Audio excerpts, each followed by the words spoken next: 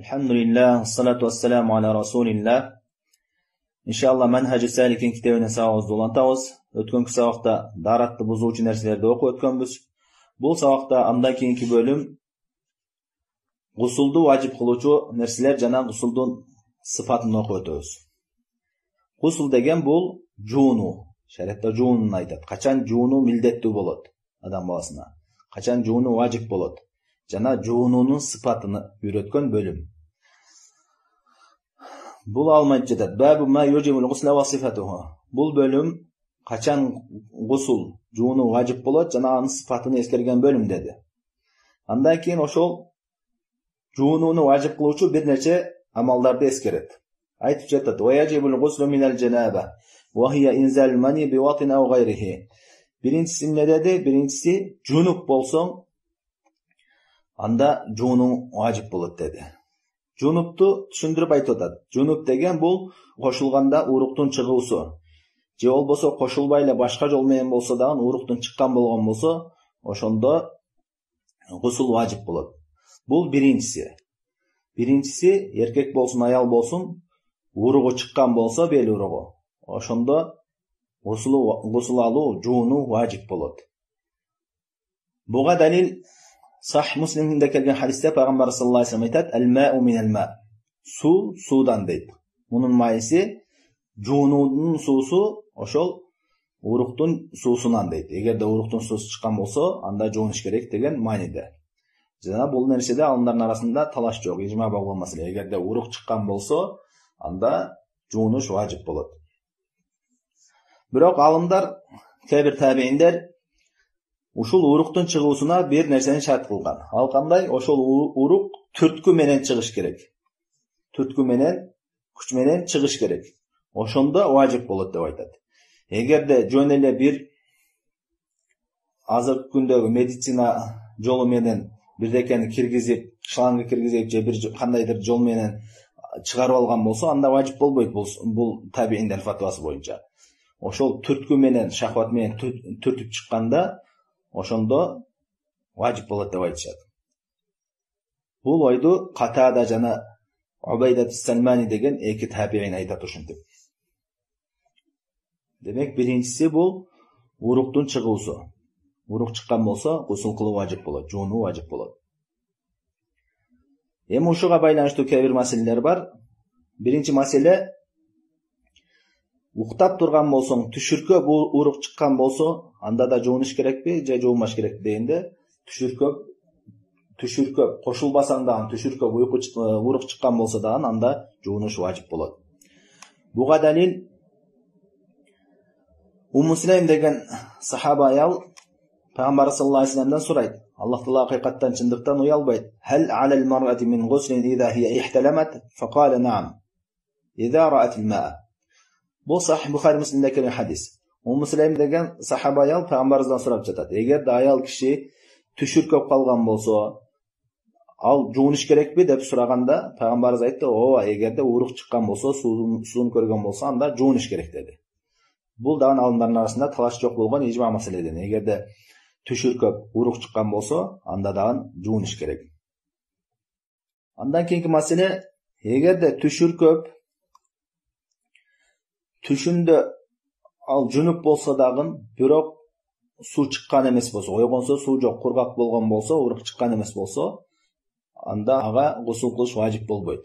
Бул да алымдардын арасында талаш жок болгон маселе. Андан кийинки маселе, эгерде уктап турган болсо, кийиминде суу көргөн болсо, бирок ал суу урук эмес, бел урук эмес, жөн эле бир суюктук көргөн болсо, ошондо да жуунуш важип болбойбу дегенде, туурасы Аллах алам анда жуунуш важип эмес, бирок жуунуш сүннөт. Эгерде этияткача жуунуп койсо, ал үчүн жакшы сооп болот. Буга далил Ибн Умар радыйаллаху анху сахаба суралганда ушул жөнүндө. Ал айтат: "Амма лау раайту ана фагтасалт." Эгерде мен ошондой суу көргөн болсом, анда мен жуунам дейт. Бул ошон сүннөт экендигине далил болот. Эгерде важип болгон болсо, анда Ибн Умар айтмак, ооба, жуунуш керек сөзсүз түрдө деп айтмак.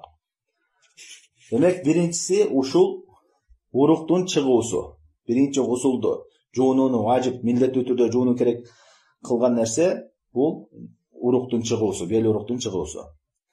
Андан кийин айтты. Экинчиси дейт, ау билтикаил хитанайн. Экинчиси болсо, аял менен эркектин жыныстык мүчөсүнүн жолугуусу дейт. Аял менен эркектин жыныстык мүчөсүнүн жолугуусу. Буга далил пайгамбар саллаллаху алейхи вассалам айтат: "Умассал хитанул хитан факад ваджабал гусл." Эгерде ошол эркектин мүчөсү менен аялдын жыныстык мүчөсү жолугушкан болсо, анда гусул важип болот деп пайгамбар саллаллаху алейхи вассалам айтты. Бул хадис Сахих Муслимде келген. Бул да алымдардын арасында талаш жок болгон маселе. Бирок ошол жолугуусу канчалык деңгээлде дегенде алымдар айтат, эркектин жыныстык мүчөсүнүн баш жагынын аялдын жыныстык мүчөсүнө кирүүсү, баш жагы. Эгерде учун деле бир аз кирген болсо, анда гусул важип болбойт. Толук ошол башы толук ошол кирүүсү ошондо гусулду важип кылат. Ал урук чыкпаса дагы эркектин жыныстык мүчөсүнүн аялдын жыныстык мүчөсүнө баш жагы кирген болсо толук, ал урук чыкпаса дагы гусул алуу важип болот. Бул экинчи нерсе. Үчүнчүсү болсо айтып жатат: "Ва хуруджу дамил хайд ва нифас." Аялдардын этеккиринин, айыз канынын жана нифастын келүүсү. Ошол кан келип токтогондон кийин, аларга жуунуш важип болот. Милдеттүү түрдө жуунуш керек. Намаз окуш үчүн, жана күйөөсүнө кошулуш үчүн жуунуш керек. Буга далил Аллах Таала айтат: "Ва ла тaqrabunna hatta yathurn." Аларга тазаланмайынча, аялдарга хайыздан кийин, нифастан кийин тазаланмайынча жакындабагыла деген. Бул тазаламайынча дегенден максат, алар айтышат, жуунмайынча деп. Бул үчүнчүсү. Андан кийинки төртүнчүсү болсо, айтып жатат: "Омауту гайри шахид." Шахидтен башка адамдын өлгөн болсо, адам өлгөн болсо, аны жууш важип болот. Ошо өлүк жөнүндө айтып атат. Буга далил пайгамбарыбыз саллаллаху алейхи вассаламдын кызы өлгөндө аны сахаба аялдар жууп аткан болот. Пайгамбарыбыз кирип айтат: "Игсилнаха саласан ау хамсан ау аксар мин залик бимаин ва сидрин." Сахих Бухари Муслимде келет бул хадис. Пайгамбарыбыз айтты: "Аны 3 жолу же болбосо 5 жолу же андан көбүрөөк суу менен жана сидр менен жуугула" дейт. Сидр деген бул чөптүн бир түрү. Ошол жыттуу самынын ордуна колдоно турган нерсе. Жуугула деп буйрук кылды. Демек, өлүктү жуу, өлгөндөн кийин жуу бул важип. Өлгөн адамды сөзсүз түрдө жууш керек. Айтты: "Гайру шахид." Шахидтен башкасын деди. Шахид адам шариатта жуулбайт. Шахид деген ким? Ошол согуш болгондо, согуш майданында өлгөн болсо, мусулмандар менен кафирлардын арасында согуш болгондо, ошол согуш майданында өлгөн, ошол шахид болот. Ал жуулбайт. Ал эми шахидтен башкасынын баары жуулуш керек. Бул дагы өлүм дагы гусулду важип кылуучу нерселерден. Бул төртүнчүсү. Андан кийин бешинчисин айтып жатат: "Ва исламул кафир." Бешинчиси кафирдин исламга кирүүсү дейт. Эгерде кафир адам исламга кирген болсо, ал үчүн жуунуш важип болот деп айтып жатат. Эми бул алым ушул важип деген ойду тандаган. Бирок башка алымдар айтат: качан важип болот? Эгерде исламга кирерден мурда жунуп болгон болсо, жанагы уругу чыккан болсо, ошондой жунуп болгон болсо, анда исламга киргенде жуунуш керек дейт. Ал башка мусулман сыяктуу эле жунупту көтөрүш үчүн жуунуш керек дейт. Исламга киргенден кийин. Эгерде жунуп эмес болгон болсо, ал үчүн жуунуш сүннөт деп айтат. Сүннөт. Важип эмес, милдеттүү түрдө эмес. Эмне себептен дегенде, анткени Пайгамбар саллаллаху алейхи вассалам исламга киргендин баарыны жуунууга буйруган эмес деп айтышат. Эми ушул жерге чейин ушул 5 нерсени, гусулду важип кылуучу 5 нерсени эскерди. Андан кийин ушулардын далилдерин эскерет. Айтып жатат, биз эскерип өттүк кебирлерин. Бул алымдагы биринчи катарынан эскерип, андан кийин ар биринин далилин эскерди. Биринчи жунуп болсо, гусул алыш керек деди. Ошого далил Аллах Таала айтып жатат: "Ва ин кунтум жунубан фаттахару." Эгерде жунуп болсоңор, жууңула, тазалангыла деди. Жунуп деген жанагы бел уруктун чыгуусу. Андан кийин хайыз менен нифаска далил алып келатат. Аллах Таала айтып жатат: "Ва ла тaqrabunna hatta yathur fa idza tatahharna fa'tuhunna min haythu amarakumullah." Ала аялдарыңарга хайыз нифастан кийин алар тазаланмайынча жакындабагыла. Эгерде алар тазаланган болсо, анда Аллах Таала буйруганда жол менен аларга жакындагыла дейт. Тазаланудан мақсат ай иза иғтасална жуынған болса деп айтып жатады.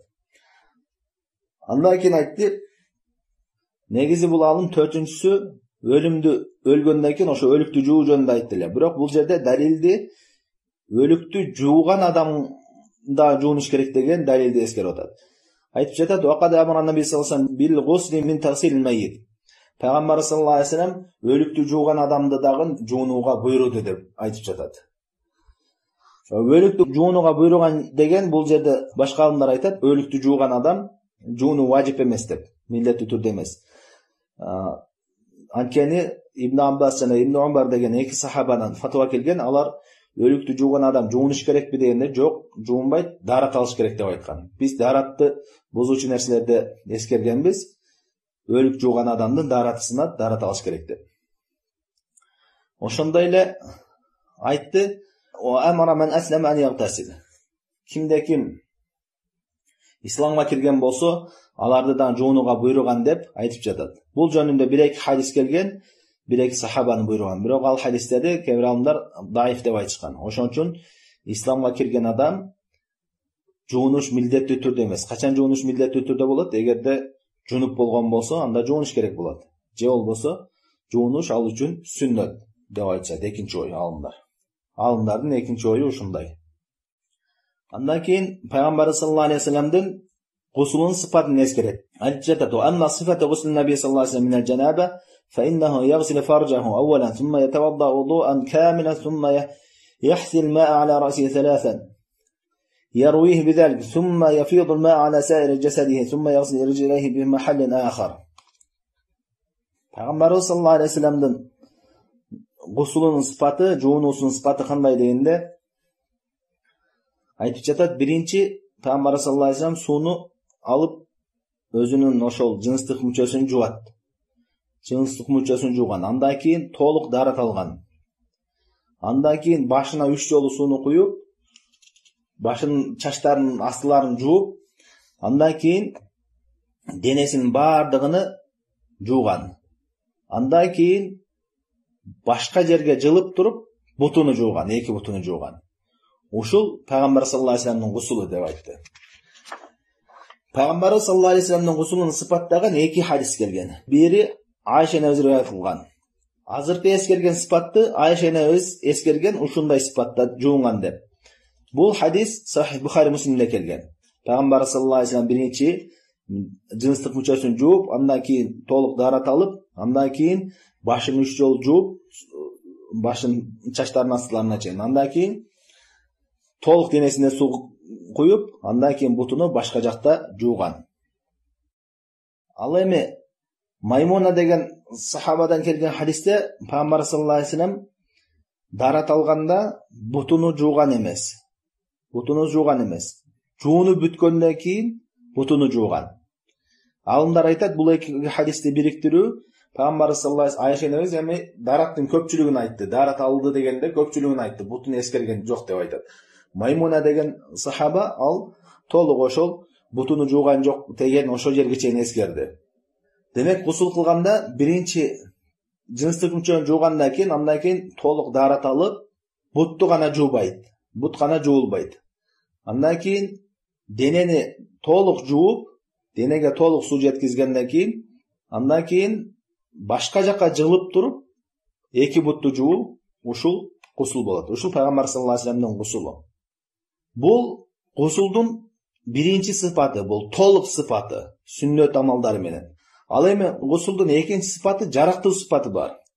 Эгерде суу аз болгон болсо, же шашылыш болгон болсо, бир адам ниет кылып бисмилла деп эле ушул сууга толук кирген болсо, денесинин баардык жерине толук дарат албай эле денесинин баарына суу жеткирген болсо, ошол жарактуу болот. Бул жарактуу сыпаты. Ал эми биринчи эскерген сыпат болсо, ал гусулдун толук сүннөттөрү менен толук болгон сыпаты. Андан кийин бул алма айтып жатат. Wal fardu min hada ghaslu jami'il badan. Эми гусулдун фарзы эмне дегенде, дененин баардык жерине суу тийгизүү ушул фарз деди.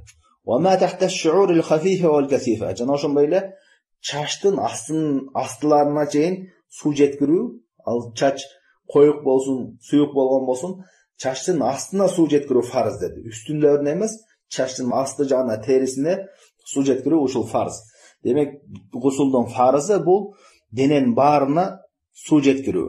Al emi sünnetleri men alam deseng, anda birinci bismillah dep aytıp, andan keyin jınstык muçon juup, andan keyin толук daarat alıp, buttan başka jagын толук daarat alıp, andan keyin denege толук su kuyup, andan keyin başka jak ajılıp, eki buttu juup чыгуу, ушул толук сүннөтү менен гусулдун сыпаты. Ал эми фарзы болсо, дененин баарына гана су жеткизип коюу.